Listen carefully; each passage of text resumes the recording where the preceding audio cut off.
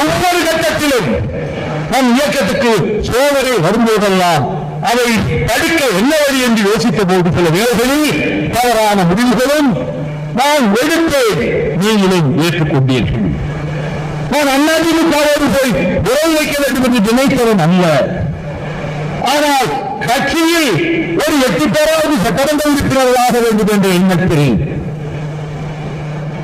ஜெயலலிதா அம்மையார் அவர்களை சந்தித்து நான் திருச்சி திமுக மாநாட்டுக்கு போகாமல் அதிமுக கோட்டத்துக்கு சென்று உடன்பாடு வைத்தது அரசியல் வாழ்க்கையில் நான் செய்த மிகப்பெரிய தவறு. ஆனால் அதற்கு பின்னர்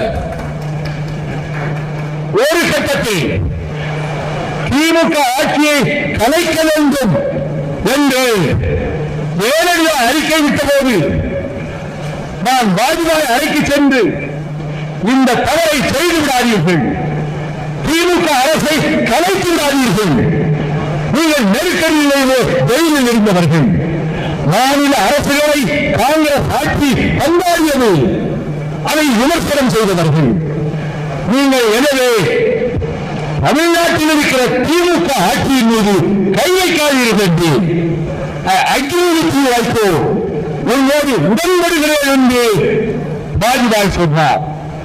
இது திமுகவினருக்கே தெரியாது.